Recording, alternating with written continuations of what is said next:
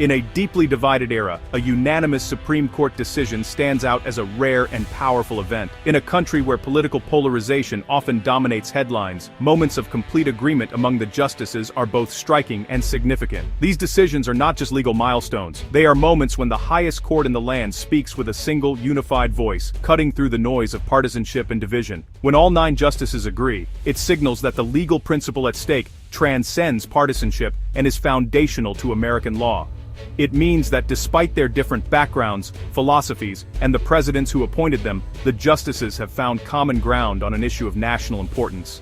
This kind of consensus is a powerful reminder that some values and constitutional principles are so deeply rooted that they unite even the most ideologically diverse court. These 9-0 rulings cut through soben I soker, where nu som per problem, I kan lead solem, I soben saudik, critical noise, reinforcing the rule of law above ideology. They send a message to the public, to lawmakers, and to future courts that certain legal boundaries are not up for debate. In a time when trust in institutions is often challenged, unanimous decisions can help restore faith in the judiciary's impartiality and commitment to the Constitution. Recent unanimous decisions like NRA vs. Vullo and Catholic Charities Bureau vs. Wisconsin have drawn clear lines defending fundamental liberties against government overreach. In these cases, the court made it clear that the government cannot use its power to silence or punish groups based on their viewpoints, nor can it force organizations to act against their deeply held beliefs. These rulings have far-reaching implications, protecting not just the parties involved, but setting precedents that safeguard freedoms for all Americans. This week, the court added another chapter. In American Importers Alliance versus Trump, it unanimously struck down the president's attempt to impose massive tariffs by executive order. The decision was not just about economics or trade policy. It was about the fundamental structure of American government and the limits of executive power. The justices agreed that the president cannot unilaterally rewrite the rules on trade, no matter the political pressure or urgency of the moment. The case challenged the president's authority to bypass Congress on trade policy, striking at the heart of the separation of powers. By ruling unanimously, the court sent a clear signal that the Constitution's checks and balances are not optional, they are essential to the functioning of American democracy. This decision reinforces the idea that no branch of government can act alone when it comes to major national decisions. The ruling wasn't just about tariffs. It was a statement on the constitutional limits of presidential power. It reaffirmed that the president must respect the role of Congress, especially in areas like trade and taxation that directly affect the nation's economy and the lives of millions. The court's decision serves as a reminder that the rule of law is the ultimate safeguard against the concentration of power. By speaking with one voice, the court reaffirmed that foundational legal truths still command universal agreement. Even in an era of fierce debate and division, there are moments when the justices can set aside their differences and uphold the core principles that define the nation's legal system. These moments are rare, but they are crucial for maintaining the legitimacy and authority of the court. This decision reasserts Congress's authority over trade and taxation, defending the democratic process itself. It reminds us that the balance of power is not just a theoretical concept, but a living principle that protects our freedoms and ensures that no single leader can act without accountability. In the end, a 9-0 decision is more than a legal outcome. It's a powerful affirmation of the enduring strength of American democracy. The legal battle began when President Trump, citing trade deficits, declared a national emergency under the EPA to impose sweeping tariffs, bypassing Congress. Businesses from small importers to multinationals quickly challenged the move, arguing that only Congress can levy taxes. Lower courts agreed, ruling the president had overstepped both statutory and constitutional bounds. The administration appealed, insisting the president needed broad authority to act swiftly in a global economy. The Supreme Court was thus asked to decide, can the president unilaterally impose taxes under the guise of emergency powers?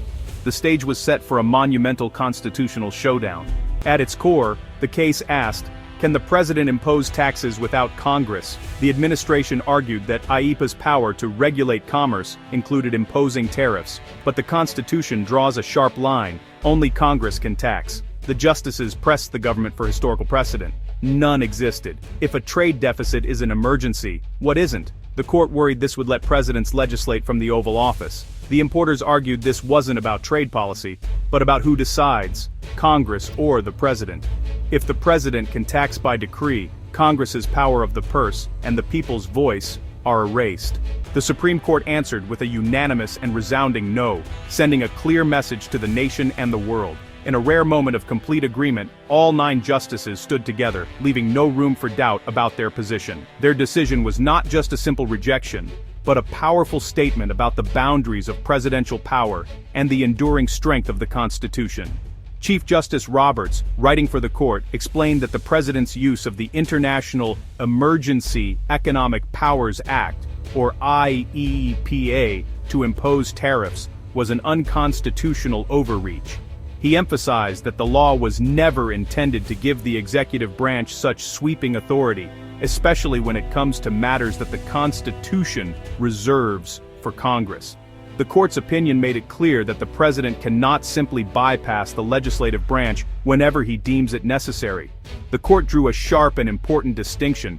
Regulating commerce, which involves overseeing trade and business activities, is fundamentally different from the power to tax, which is a core function of Congress. Taxing is not just another tool of regulation. It is a unique and significant power that the framers of the Constitution deliberately placed in the hands of the legislative branch.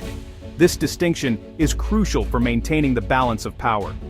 The justices pointed out that if Congress had truly intended to delegate its taxing power to the president, it would have done so in unmistakable explicit language. The absence of such language in the law was telling. The court underscored that vague or broad statutes cannot be used to justify the transfer of such a fundamental power from Congress to the executive branch. The court also firmly rejected the argument that a trade deficit, no matter how large or concerning, constitutes a national emergency that would justify granting extraordinary powers to the president.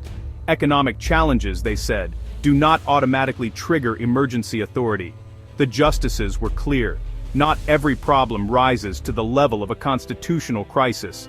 This landmark decision reaffirmed that emergency powers, while sometimes necessary, cannot be used as a shortcut to sidestep the constitutional limits that define our system of government. The court insisted that the rule of law must prevail, even in times of uncertainty or pressure, and that the Constitution's checks and balances are not optional. The 9-0 vote transformed the ruling into a foundational statement on the limits of presidential authority. Such unanimity is rare and powerful, signaling to future presidents and lawmakers that the boundaries set by the Constitution are not to be ignored or reinterpreted at will. This decision will serve as a guiding precedent for years to come. The separation of powers remains a bedrock principle of American democracy, ensuring that no single branch can dominate the others. This ruling is a reminder that the Constitution's framework is designed to protect liberty by preventing the concentration of power, and that principle endures, even in the face of modern challenges. Central to the court's decision was the major questions doctrine. This principle says that for issues of vast economic or political significance, the executive needs clear, explicit authorization from Congress. Imposing tariffs on hundreds of billions in goods is a major question. Congress never gave the president that power in IEEPA. The court's logic echoes recent rulings blocking executive overreach in student loans and eviction moratoriums. The message: presidents can't reinterpret old laws to justify sweeping new policies. Major decisions must go through Congress, ensuring democratic accountability. This doctrine strengthens the constitutional role of the legislative branch. This case isn't just about tariffs, it's about protecting every American from unchecked government power. At its core, the Supreme Court's decision reaches far beyond economics or trade policy. It's about the fundamental relationship between citizens and their government, and the safeguards that keep our democracy healthy. When the government acts without limits, it can threaten the freedoms and rights we all cherish. By blocking unilateral executive taxes, the court protected consumers from higher prices and defended basic liberties. Imagine if one branch could impose new costs on families without any debate or oversight. Every trip to the store could become more expensive, and our voices would be ignored. The court's ruling ensures that no single leader can make sweeping decisions that affect millions without checks and balances.